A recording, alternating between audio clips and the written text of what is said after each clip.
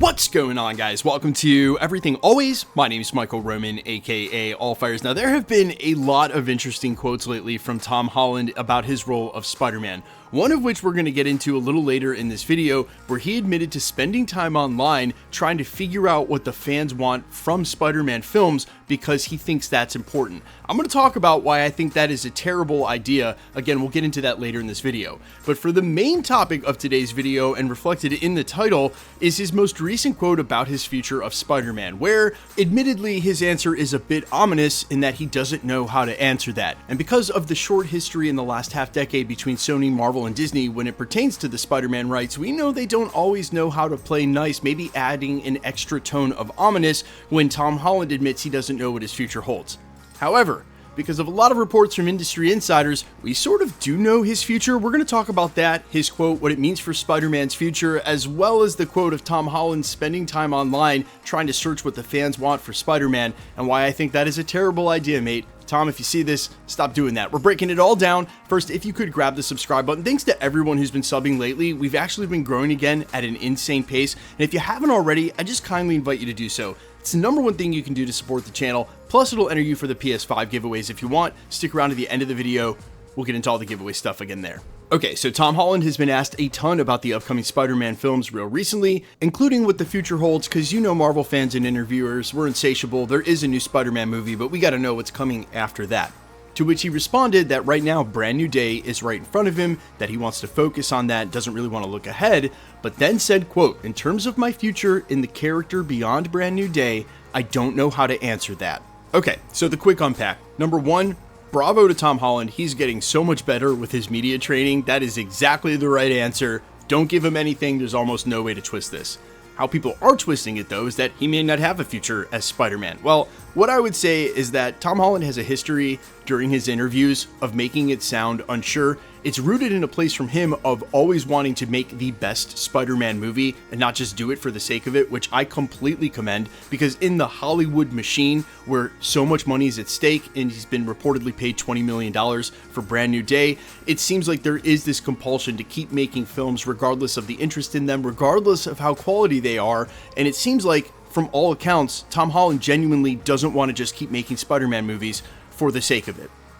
However, that Hollywood machine I just mentioned, well, it turns in a way that sort of everybody is a cog in the wheel, whether they like it or not, and you can rest assured whenever they addressed Tom Holland's contract, it didn't just include Brand New Day and a couple of Avengers films, unless those what were left on his contract. Reportedly, he was about to sign a new one, and this was years ago. So whatever those new terms would have been, by all reports from industry insiders, we have another trilogy with Tom Holland as Spider-Man. Originally, it was reported they wanted to do a high school, a college trilogy, and then even 3 more films after that with Spider-Man as an adult. But there is a quote from Tom Holland, as he said many times again in interviews, movie to movie, where he doesn't want to just make movies for the sake of it. His quote in 2021 was, "If I'm still playing Spider-Man after the age of 30, I've done something wrong." Now, in future interviews, he would clarify that to mean he thinks Peter Parker should be a young man, and it would basically be taking an opportunity away from him. But he also puts the asterisk by it that as they enter the new chapter of Spider-Man, which we're in now with Brand New Day,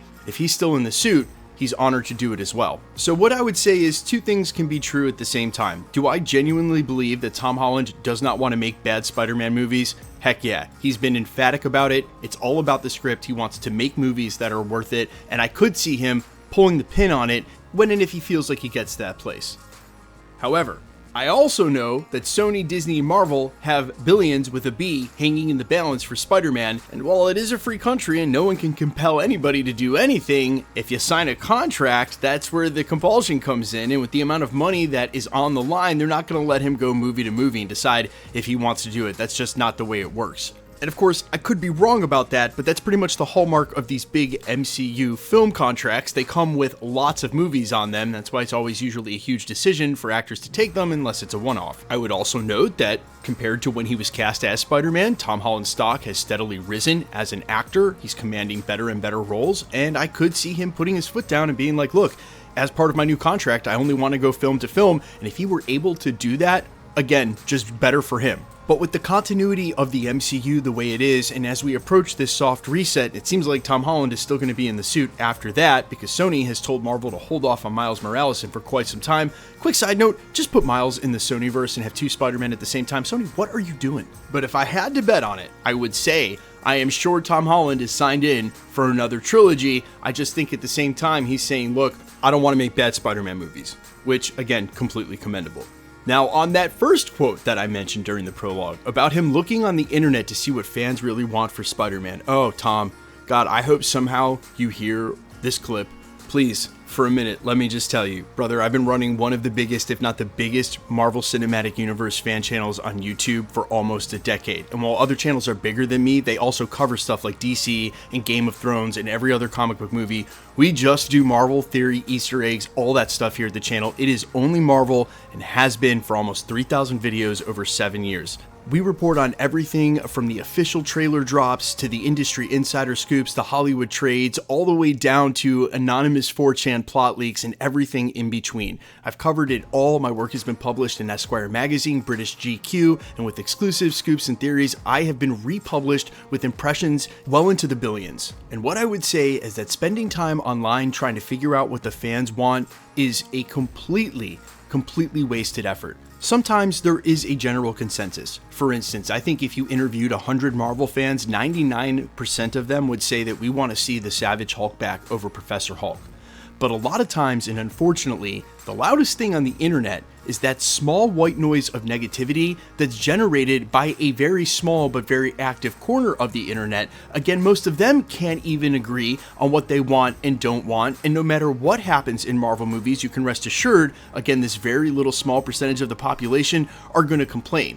So looking for the answers in basically the mass fandom and online would be tricky at best and very difficult to navigate who's actually got a genuine interest in the fandom and could separate themselves from their own personal bias in order to see what's best to serve the story, which characters need to be involved, etc.